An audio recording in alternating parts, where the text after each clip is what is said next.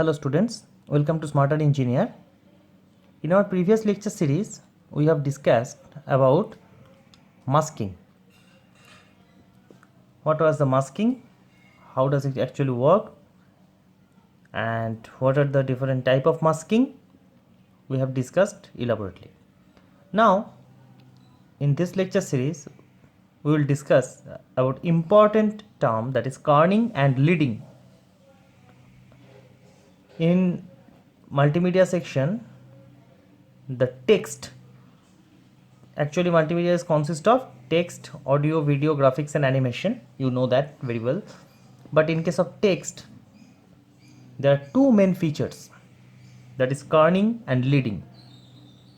So we will discuss in this lecture series kerning and leading. What is kerning? When we will use kerning, and what is the reason for using kerning, usefulness of kerning and limitation of kerning also.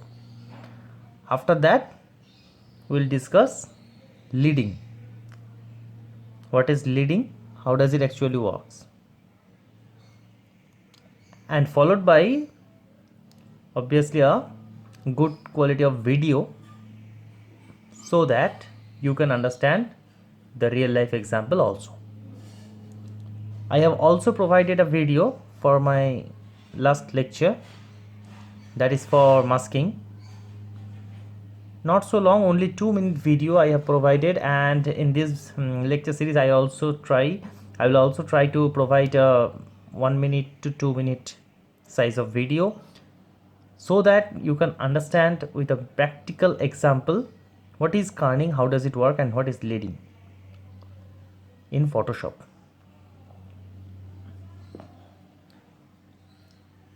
So let's start today's topic. What is kerning? Kerning refers to the space between the characters or characters of a word. Actually, kerning refers to the space or the distance. Kerning is also refers to the distance between the characters or letters. Suppose you are writing a word. You know that some letters makes a word and some words makes a sentence. Some sentence makes a paragraph.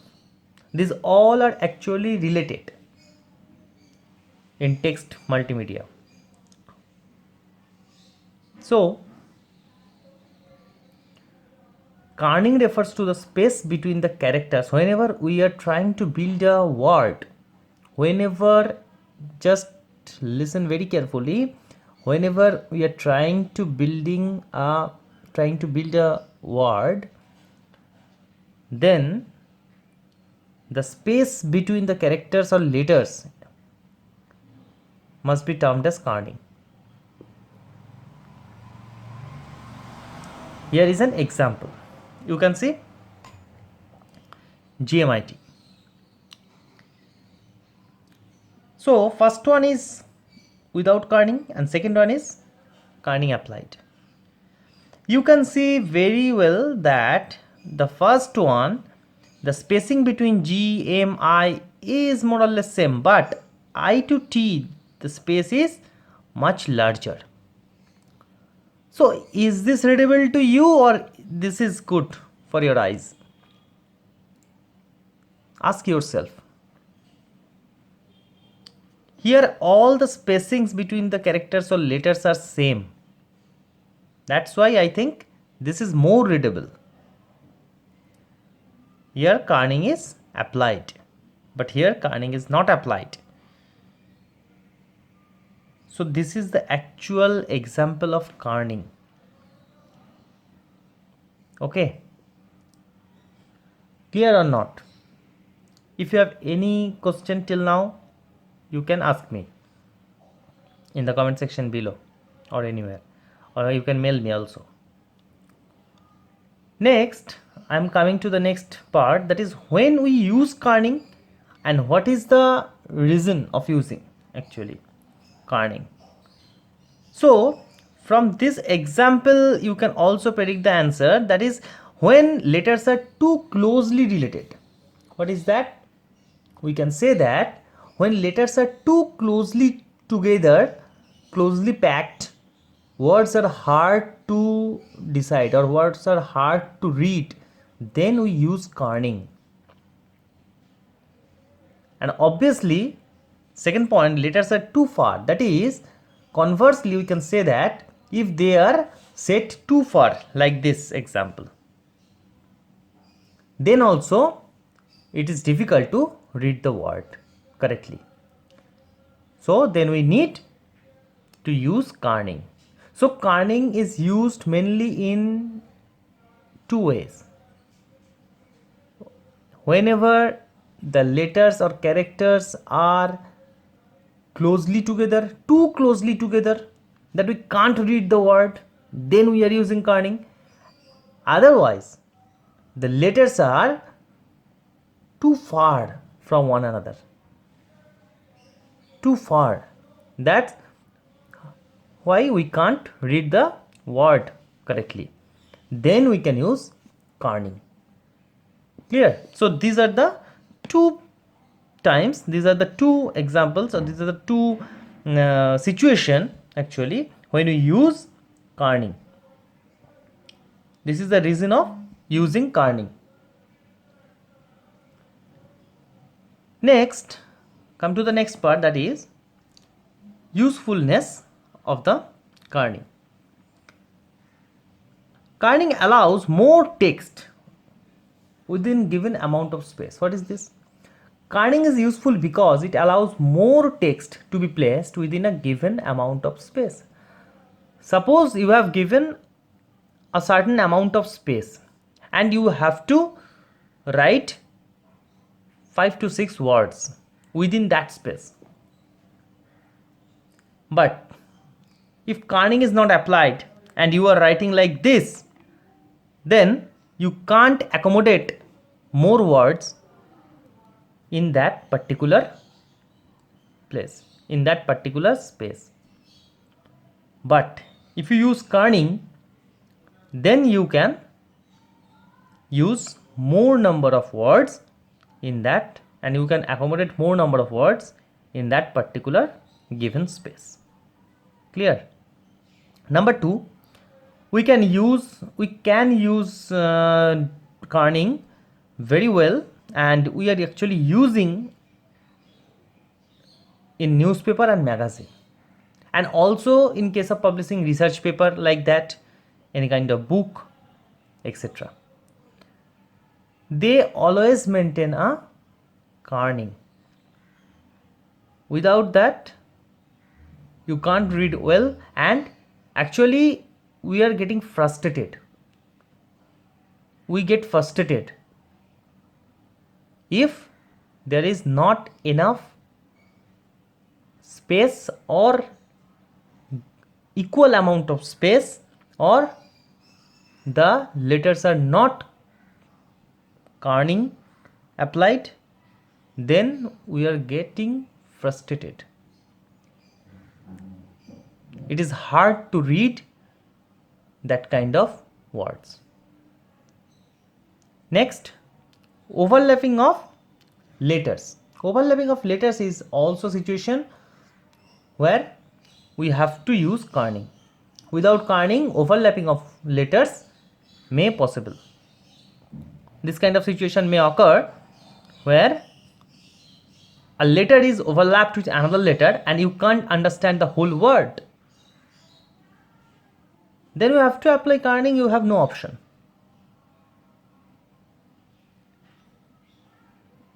And the last point, that is Photoshop editor.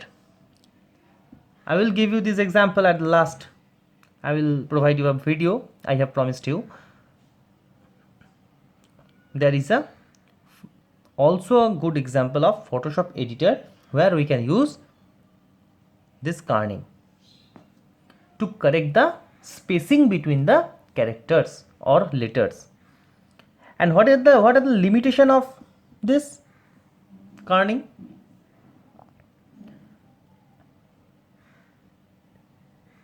Limitation is that Without kerning, several letters combination can look awkward and hard to read. This is very awkward and hard to read without kerning.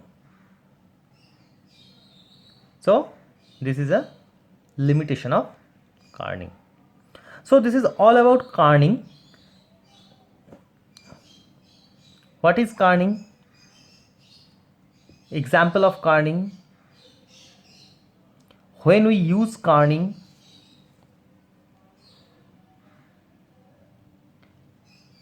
these are the 2 points, and usefulness of kerning, these are the 4 points, and limitation of kerning. If you have asked for kerning, write a short note on kerning for 5 marks or 3 marks. It's very important for your semester exam, you know. So you have to write this with a proper way, and that is, first you have to write the definition, then example, then you have to write the why we use kerning, when to use kerning, then 2 points, then usefulness and limitations, then you can get full marks. Clear? Now if you have any question regarding kerning, please ask me. You can ask me. Come to the next part. If you have no question, please come to the next part. That is, what is leading? This is also an characteristics of text representation of multimedia, textual representation of multimedia. Leading is mainly used for text, obviously, and leading refers the amount of vertical space between lines of text. Amount of vertical space. Listen carefully. Amount of vertical space, not horizontal space, between the lines of text. So, what do you mean by between the lines of space? Lines of text, sorry. What does this mean actually? You saw kerning is about the distance between the characters of words, and leading is the distance or vertical distance, more precisely vertical distance between the two line. Vertical space between the two line. Here is an example. My name is Sayan. I am assistant professor. My name is Sayan. I am assistant professor. You see this and tell me which one is more readable to you, first one or second one? I think this one is more readable to you, not this. Correct or not?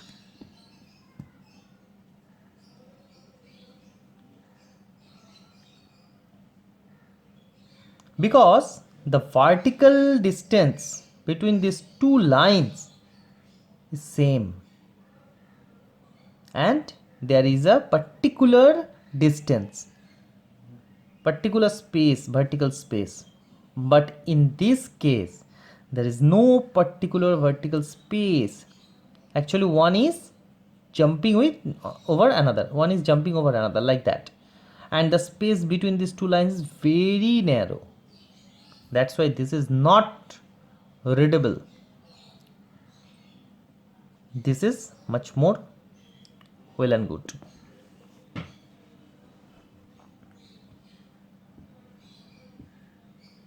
So this is the actual example of leading. Now come to the next part.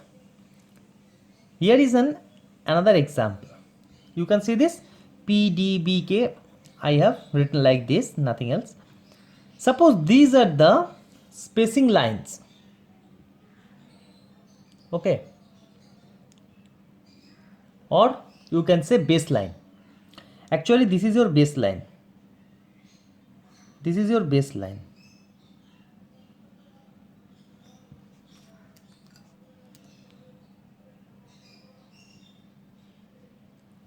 This portion is your baseline. Now Leading refers the amount of vertical space, you know. Now you can see some of these letters are going upward in upward direction from the baseline, and some of them going downwards. Which one is going upwards is called ascender, and going downward is called descender.